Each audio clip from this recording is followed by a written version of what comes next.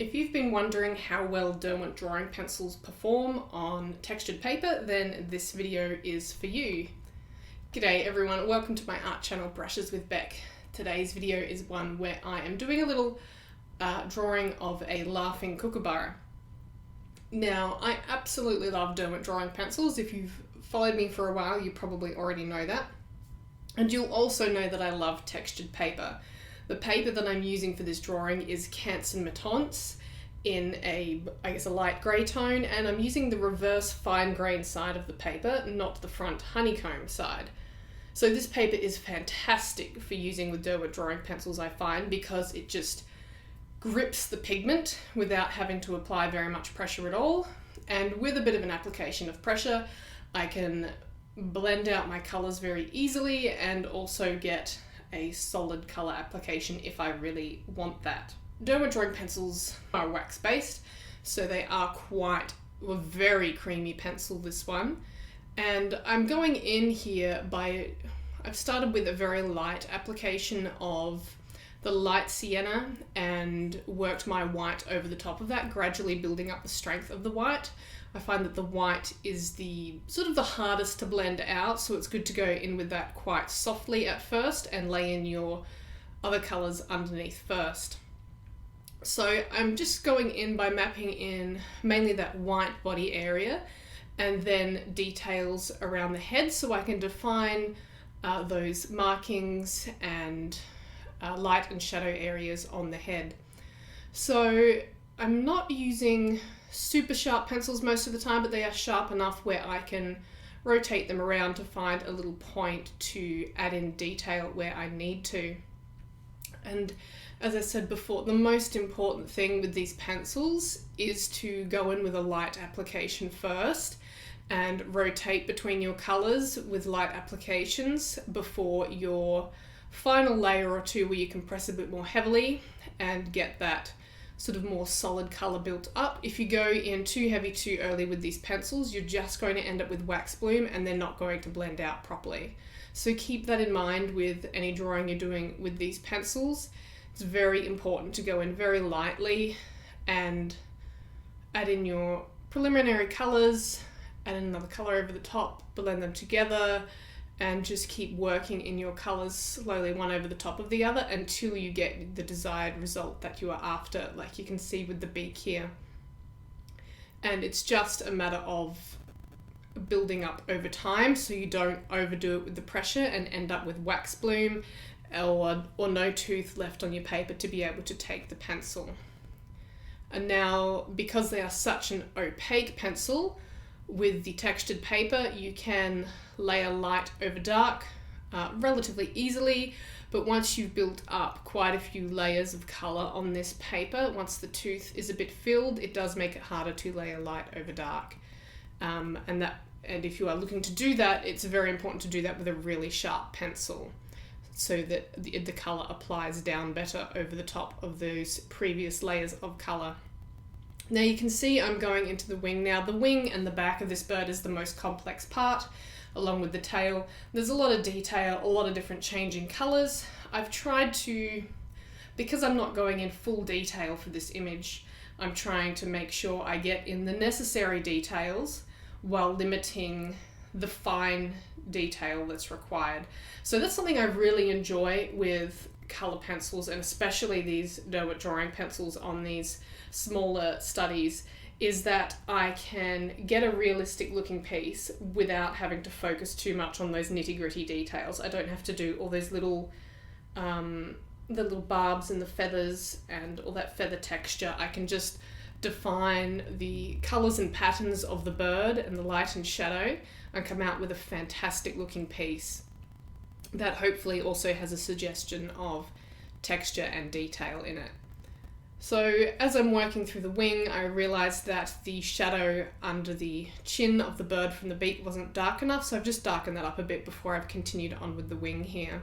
You can see I'm using the Solway blue, which is a light blue for some of my lighter areas there. There's this beautiful blue blue patches on the wing, and they are absolutely stunning. So I've included some of that blue on the far side of the back of the bird to indicate that blue coming in from the other side as well. And once again, with these larger defined feathers, I'm going in with sort of a base color very lightly, one or two base colors, going in with my darker color to sort of blend those out together. A bit heavier but not too heavy, and then going in with a lighter brown as well to blend that out a bit more, and moving back and forth between that darker and lighter brown color until I get the blend that I'm happy with there. And that's the same process for almost all of the more detailed feathers on this bird, where I'm doing individual feathers. And I've worked in some warm grey over that brown on the shoulder there to try and get the bit of the sheen from the light on that front part of the wing there. So this section here is actually one of my favourite little bits on this whole drawing. There's these beautiful blue feathers on the, I think it's the primary wing feathers, might be secondary wing feathers here. And it's just this hint of vivid blue in amongst a mixture of browns and tans and whites, and it's just absolutely beautiful and really helps make this image pop. So a really fine sharp point on your pencils is crucial in this area.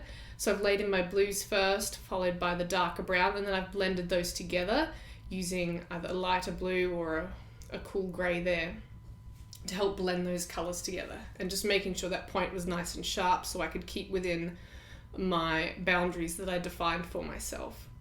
So I've gone over to the back of the bird again, making that brown a little bit more richly coloured.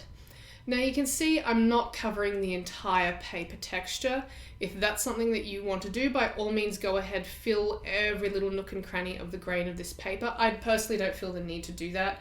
I like a little bit of the textured look, and to be honest, in person you notice that texture less than in a photograph or on film footage such as this, because it's quite enlarged versus the drawing itself, which is much smaller. You don't notice that texture as much. So that is entirely personal preference. I could go in with more pressure with each of my relative, whichever color pencil I needed to really fill all that grain. But like I said, I find that it benefits the image more than hinders it. And in areas where I want a really smooth look, such as the kookaburra's eye, you'll see towards the end again when I show that on the video that is solid color without any paper grain, and that really helps make that stand out as a glassy, shiny eye versus the feathers, which show a bit of that paper texture and as a result look more textured themselves. Now, coming on to the back of the bird here and the wing and the tail, I realized on my sketch that I didn't have that near side longest primary feather in, so I had to add that in by eye afterwards. And then I also needed to add in the bands on the tail. I was going to do them by eye, but I realized that I just needed some guidelines for the mane to tail feathers for where those bands are, because I felt like I wasn't going to fit them in properly if I did it by eye.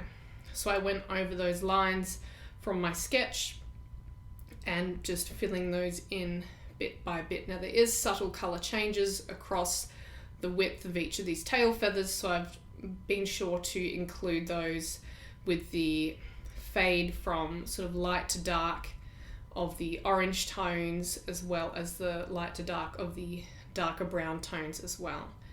And as you can see, kookaburras have such a variety of colours and patterns within their feathers. It makes them really interesting to draw, and the Derwent Drawing Pencils were actually very, very suited to this colour scheme, which is another reason I chose this photo, because I love using the Derwent Drawing Pencils, and I've noticed that from my previous videos on YouTube, my videos with my Derwent Drawing Pencils are actually quite popular. So people like seeing what these pencils are about, what they can achieve, and just getting a better idea of how well they work and the colour range that's there.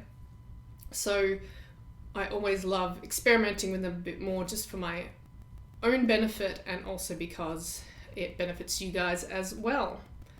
So nearly finished up on the bird here, just refining the last little bits of this tail, getting in those subtle colours before adding in the white over the top, and then just refining a few edges here and there and little dark spots, and making sure that I'm happy with everything before I move on to the background. Now, for the background for this piece, I am only doing the branch. I felt that it didn't need anything else. And so my main goal here is to have something that's semi-detailed but not detailed. So I want it to have some texture and variation in the surface, a little bit of detail, but I don't want it to overwhelm the kookaburra. I don't want it to draw attention away from the kookaburra. So I've gone in very softly with my colours at first, following my reference photo as a guideline, and just slowly building up those colours till I'm happy with where it's at. So it's a balance between being close to the reference photo but not being as dark or as bold as the reference photo, so that it doesn't overwhelm the kookaburra. That's something that I wanted to achieve with this branch. It was actually it was easier than expected. I did spend quite a bit of time on the left hand side layering up before I got it as dark as I wanted, and that was just a matter of me being cautious and not wanting to go in too heavy too fast. There's nothing wrong with taking extra time to build up very light layers rather than going in too heavy-handed and not being able to correct your mistakes.